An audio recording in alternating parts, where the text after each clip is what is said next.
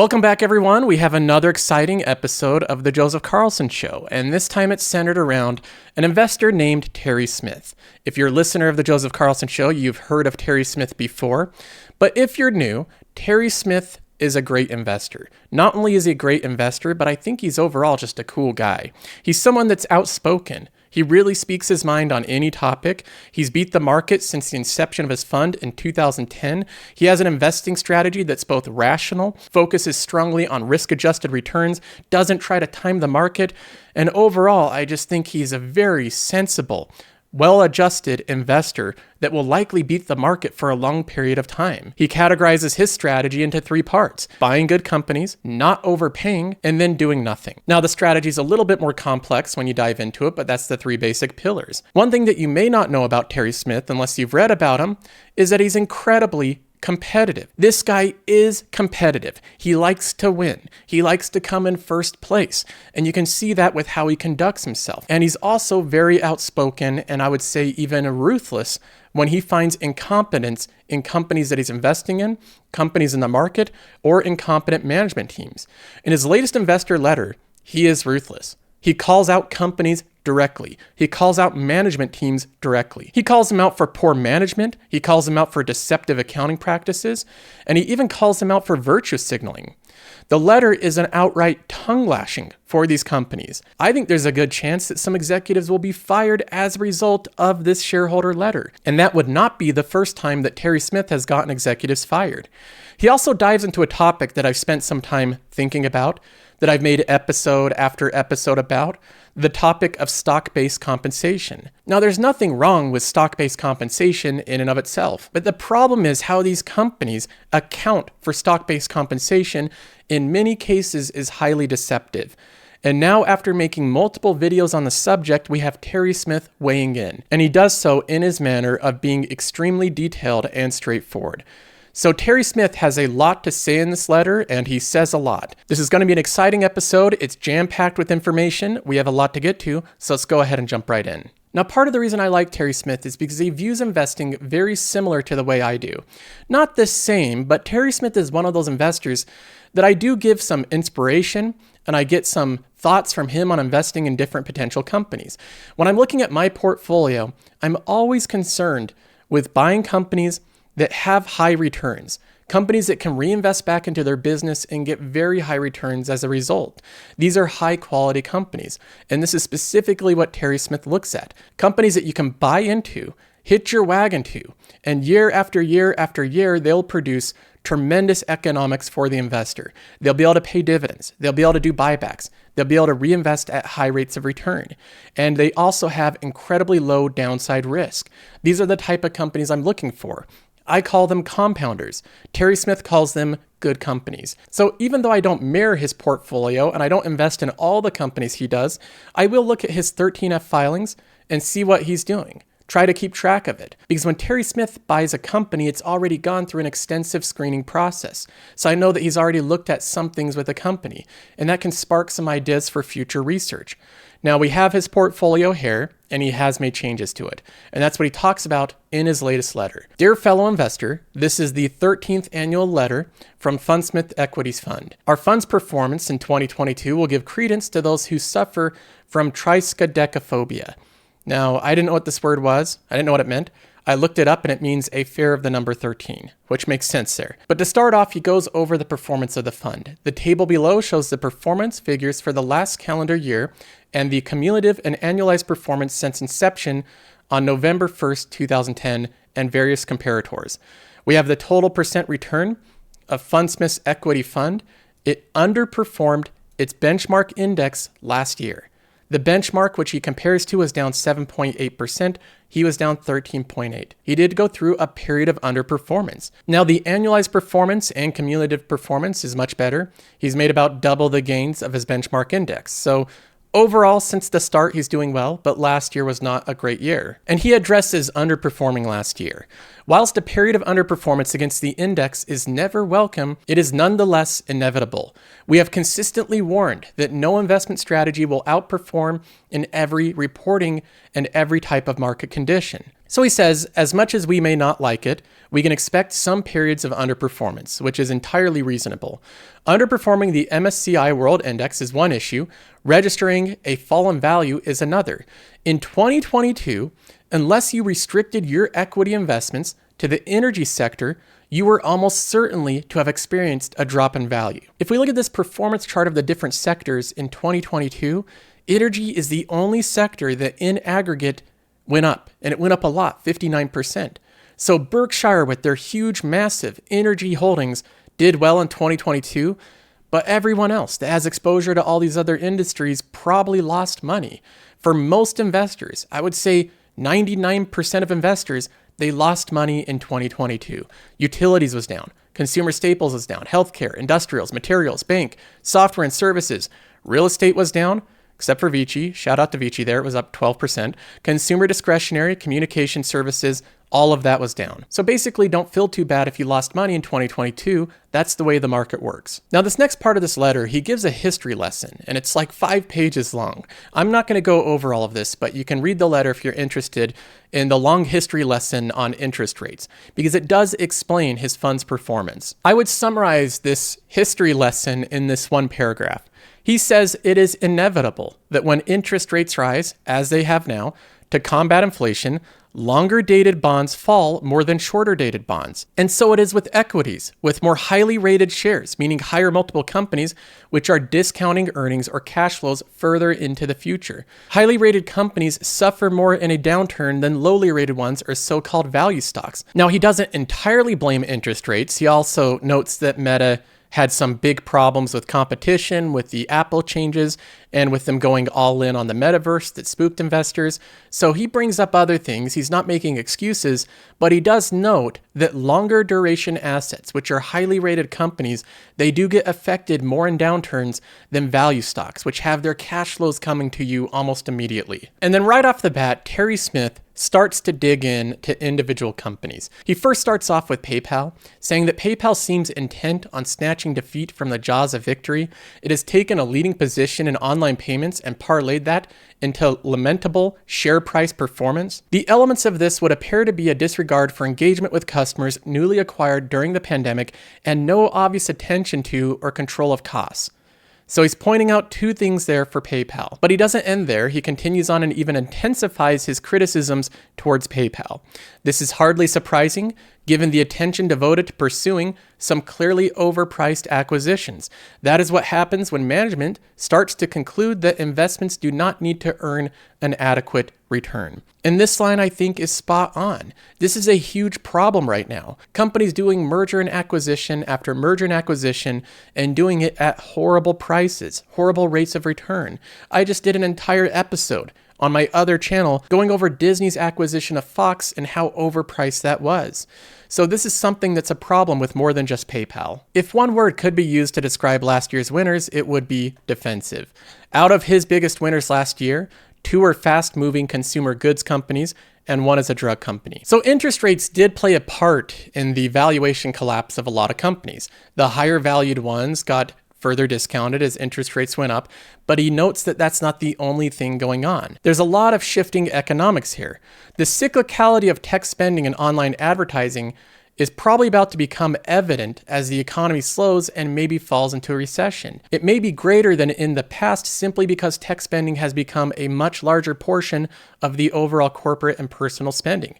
However, there may be a silver lining in this cloud, as this pressure on revenue growth may cause some companies, some of their tech companies that they invest in, to behave as though money is not free, and they'll halt some of the less promising projects outside of their core businesses. So he's finding some upside in what's going on right now. As interest rates go up, companies can no longer make as many stupid decisions without consequence.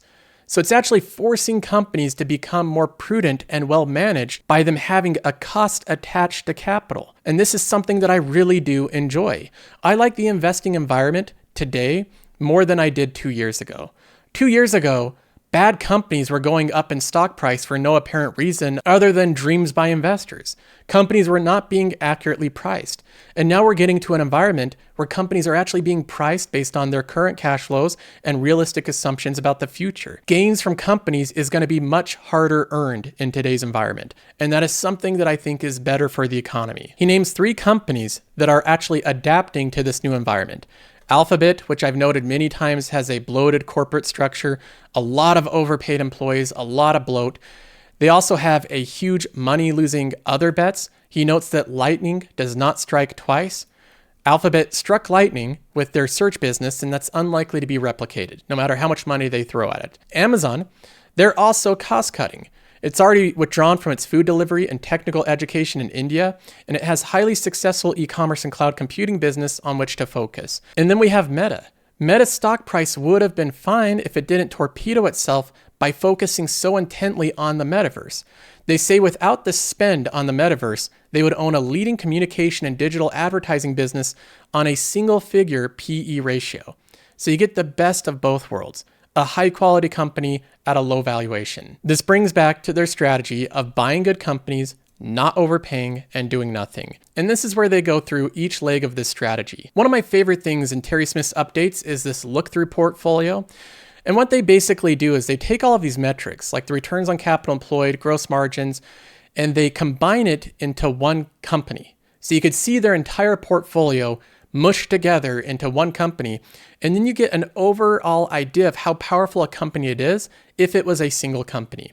And then he compares that against the S&P 500 as if the S&P 500 was one big company. And he illustrates by this comparison that his company is a better company than the aggregate of the S&P 500. So we look at the returns on capital employed, which is always number one. The first thing Terry Smith looks for. 32% for his portfolio in 2022, 18% for the S&P 500. Gross margins, 64% for his portfolio, 45% for the S&P 500. Operating margins, 28% against 18%. Cash conversion, that's the only one that's identical between the two. And then interest coverage. This is the amount of leverage. The higher the number, the better. That means that you cover your interest payments by a higher degree, which just means he has less levered companies. They have roughly half the amount of leverage than the companies in the S&P 500. So he beat them on returns. He beat the companies on gross margins, operating margins. He had a tie with cash conversion, and then he beat them by double on leverage. Overall, Terry Smith's portfolio is much stronger than the S&P 500. And Terry Smith has consistently worked to try to highlight the differences this makes in the total returns and the long-term returns of companies. Consistently high returns on capital are one sign we look for when seeking companies to invest in. Another is a source of growth. High returns are not much of a use if the business is not able to grow and deploy more capital at these high rates. So the perfect business is one that has high returns on capital employed and a lot of opportunities to employ capital. Now he shows how his companies did economically in 2022. They grew their cash flow by 1%.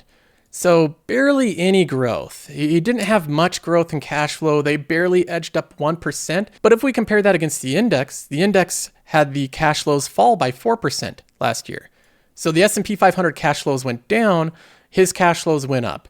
And this is especially impressive because Terry Smith's portfolio grew cash flows by 20% in 2021. So basically they grew cash flows a ton 2 years ago, and then they still were able to grow cash flows ever so slightly the following year. There's no huge regression. The S&P 500 is not growing cash flows as fast as Terry Smith's portfolio, and the growth of cash flows is an incredibly important ingredient in valuation. And this is where we get to the second part of the strategy, valuation. Not overpaying for companies. This is probably the most common criticism I receive as an investor. I buy good companies, but I'm just overpaying for all of them. Any company that I'm buying, because they're in the high 20s PE ratio, I'm overpaying for those companies. And this is something that Terry Smith is also aware of, and he's fought against throughout the entirety of running his fund. People wondering why he's overpaying for these high multiple companies, even though he's outperformed the market for 13 years. The weighted average free cash flow yield of his portfolio is 3.2%. The year-end median free cash flow yield of the S&P 500 was 3.4%, roughly in line with his portfolio. And this is important because basically right now, They have similar free cash flow yields. In terms of free cash flow, his portfolio is selling for around the same price as the S&P 500. So the big determining factor here of which one will do better, Terry Smith's portfolio or the S&P 500, it will be determined by their free cash flow growth rate. Whatever one can grow free cash flow the quickest over the next 5 years, because they have roughly the same starting point. And if I had a bet between the two, I think there's much better odds that Terry Smith's portfolio will grow free cash flows faster than the totality of the S&P 500, because his portfolio consists of companies that are fundamentally a lot better than the average of those either in the index or valued fractionally higher than the average of the S&P 500. He buys better companies that are simply better at consistently growing cash flows. So when I'm looking at valuation on any company, I'm looking at the starting point of the valuation. The starting point is the yield of the company. Texas Roadhouse has a free cash flow yield of 4.16%. And like we just saw, the S&P 500's current free cash flow yield in aggregate is 3.4%. So we have a better valuation starting off with Texas Roadhouse. But not only is the starting valuation cheaper for Texas Roadhouse, but I also believe it will outgrow the S&P 500. I think the free cash flows will grow quicker. So that is a way of trying to outperform the S&P 500. Finding companies that have starting yields as high or around the same as the S&P 500, but which can grow their future cash flows at a faster rate than the S&P 500. Now, the third part of this strategy is one that I think I struggle with the most, which is to do nothing. I think this is just mentally the most difficult part in investing in individual companies, which is to truly have a long-term mindset. I think doing analysis is fun, doing analysis is active, and I could do that for hours on end and really dissect and learn everything there is to learn about a company. I can find out the valuation, I can look at the future cash flow, I can look at the downside risk of the company, I can assess the moat, and I enjoy doing that. But doing nothing is something I struggle with. I have a very difficult time just sitting back and watching my portfolio from afar and doing nothing. So this is an area that I'm really trying to get better at this year, a real focus, trying to hold my companies for longer periods of time and only selling them if things have really materially gotten worse for the company. Now, Terry Smith tries to do this as well. Minimizing portfolio turnover remains one of their objectives. And he says that they had a turnover of 7.4%. That was around the same as me, around 8% turnover last year. Now, Terry Smith did sell and buy a number of names. And this is where we get in to some of the juicy details of his criticisms about different companies. He says that we sold our stakes in Johnson & Johnson, Starbucks, Cone, Intuit, and PayPal. The only company that I own is Starbucks. And I've recently trimmed around half of this position because the price has surged up past $100, very close to its fair value. So I've made some gains in Starbucks, but I still hold this company. Now, he purchased Mettler Toledo, Adobe, Otis, and Apple. He sold a number of companies and he purchased a basket of new companies. And this is where the spicy criticisms start. Terry Smith starts to dig into these companies and he gives them a tongue lashing. He really does not hold back, and this is something that I appreciate. He says, last year I wrote about Unilever and attracted a virtual tsunami of comments and remarks about the company. Events soon overtook this commentary insofar as Nelson Peltz, Trium Partners, announced that it had bought a stake in Unilever and he was invited to join the board. Now, this is interesting. Nelson Peltz is the one that just purchased a stake in Disney, and he's trying to get a board seat on Disney because the company's doing so poorly. I want Nelson Peltz to get on the board of Disney. I want somebody to get in there and to try to hold this executive team and these directors that have underperformed for a decade accountable. So I'm actually in favor of Nelson Peltz. I think Terry Smith is too, but he's frustrated with how these companies are conducting themselves. He says once contact had been established with Unilever, we then tried to make some points about what we saw as problems with the performance of the business and the focus of the management, which were duly ignored. This is a business making a return on capital in the mid to low teens, below the market average, where you could measure annual growth if you could only count to 3, and which missed every target it set out when summarily rejected the Kraft Heinz bid approach. So it's not like there weren't some questions to be answered. Now he says, I don't know how long Trian held at stake before Mr. Peltz was invited to join the board or how big that stake was, but I would guess that they held it for far fewer months than we held it in terms of years. He says, we have no objection to Mr. Peltz's involvement, but here is where Terry Smith gets to his biggest complaint. What I find questionable is that companies mouth platitudes about wanting to attract long-term shareholders, yet based on our experience, we tend to get ignored. Whereas an activist who has held the shares for far fewer months than we've held years gets invited to board meetings. That is the big problem here. They're not paying attention to their long-term shareholders.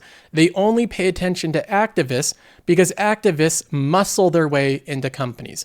They do fights and proxy fights. They force companies to pay attention to them. And meanwhile, these companies are ignoring their long-term shareholders. One example may just represent an outlier. But what about PayPal? We had held PayPal shares since it was spun off from eBay in 2015.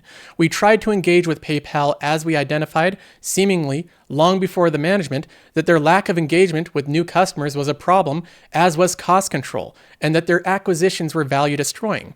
In particular, we pointed out that the value-destroying acquisitions might be avoided if management remunerated incentives included some measure of returns on capital. A representative of the board kindly told us they would think about it. And again, it requires muscle, it requires fair, and it requires power for them to actually pay attention. Whilst they were allegedly thinking about it, Elliott Management, who, by the way, it's ran by Paul Singer, who's one of the scariest guys in the capital markets, he's not like Nelson Peltz. He's not a friendly work with management in the same type of way. He's one of the most feared investors in the entire market, maybe the most feared. We have Carl Icahn and Elliott Management right there kind of neck and neck as the most feared investors. He bought a stake, in which led to them being given a board seat and information sharing agreement. Please don't misunderstand the criticism I'm leveling here. I'm not envious. I do not want a seat on the board of Unilever, PayPal, or any other listed company, nor do I want an information sharing agreement. I think our research has been able to identify the problems of PayPal and Unilever better than the management and without the need for access to any unpublished information. Even without their inside information, they're saying that they can better identify problems with these companies. And then Terry Smith put together this table that shows the reporting of Unilever and their different acquisitions and what they're showing and what they're not showing.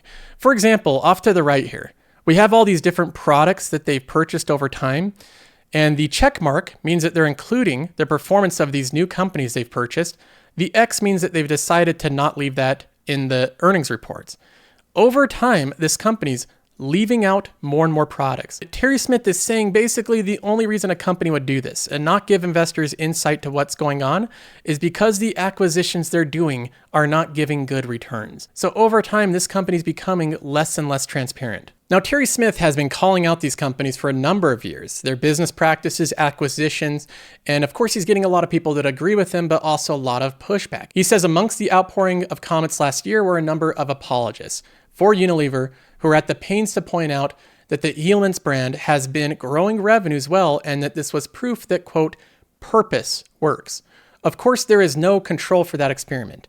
We do not know how well it has grown without the, quote, purpose, and then he literally strikes out virtue signaling. He's calling this virtue signaling. To further illustrate this year we're moving on to soap. When I last checked, it was for washing. However, apparently that is not the purpose of Lux, the Unilever brand, which apparently is all about inspiring women to rise above everyday sexist judgments and express their beauty and femininity unapologetically. I am not making this up. You can read it here.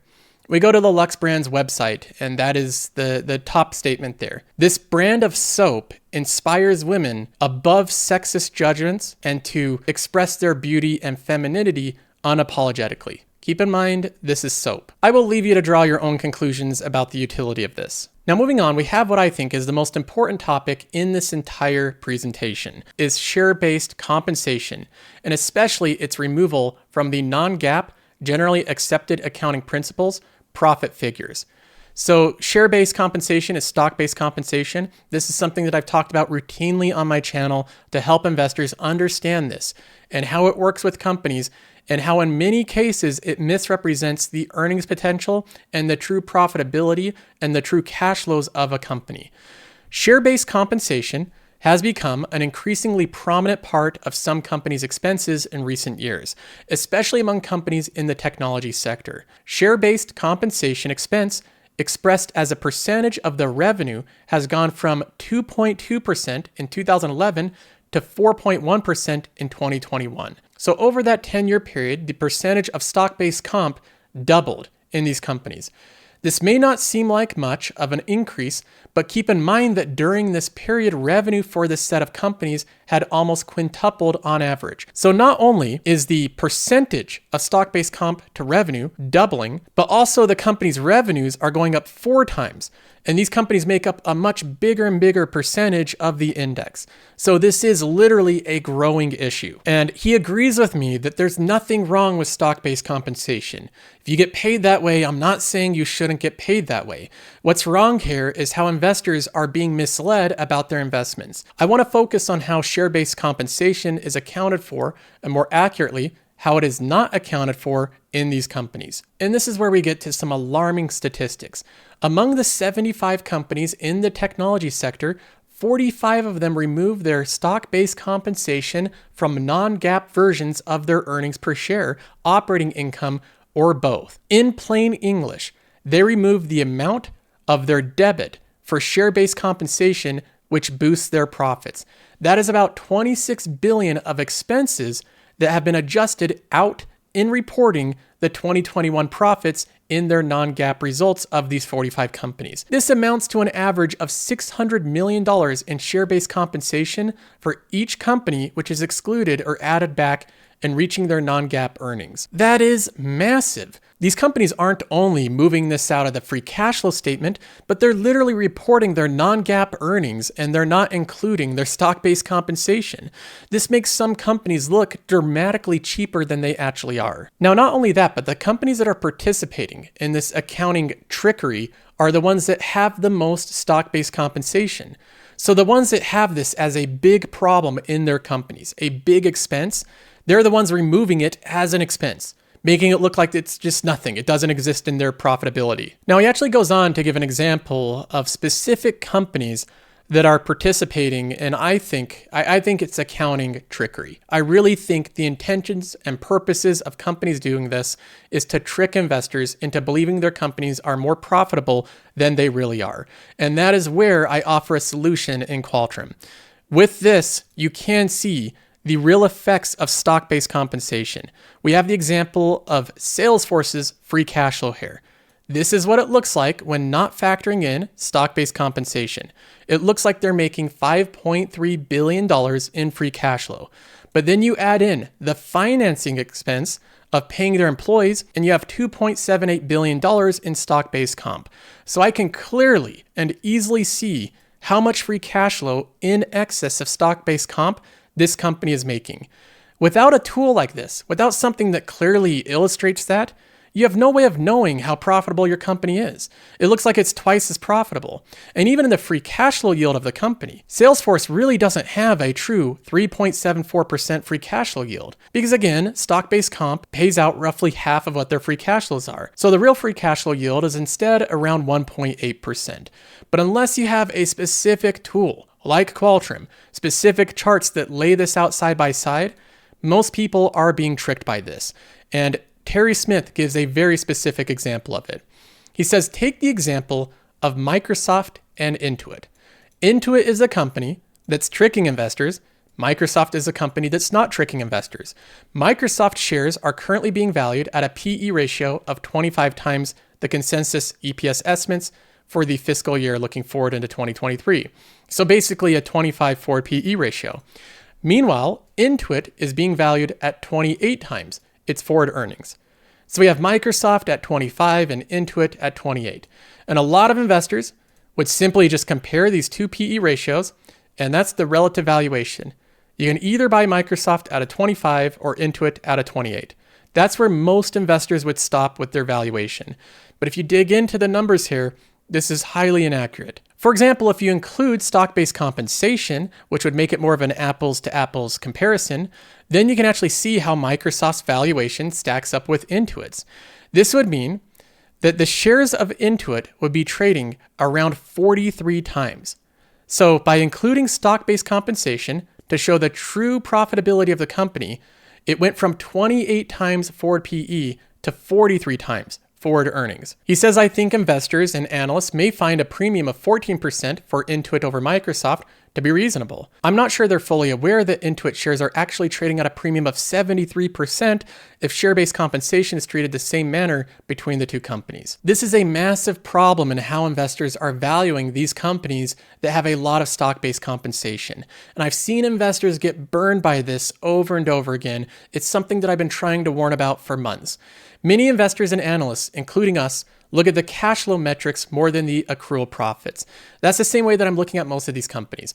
Not through the lens of PE, but mostly through their free cash flow yield and their expected cash flow growth. He says, unfortunately, share-based compensation may cause distortions in cash flow metrics as well, even when they follow GAAP.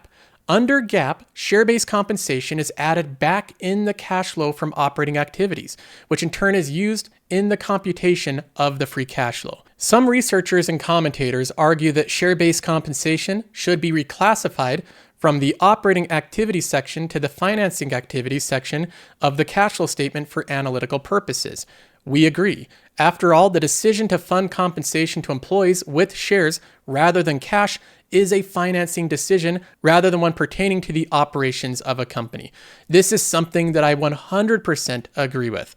I think these companies should not be adding this back to the free cash flow. Now, one thing that I can do in the meantime is, even though we see the big free cash flow numbers of these companies, we can look at it with the stock-based compensation lined up right next to it. And I'm going to even add in a new chart that does exactly what Terry Smith is saying that GAAP accounting should do.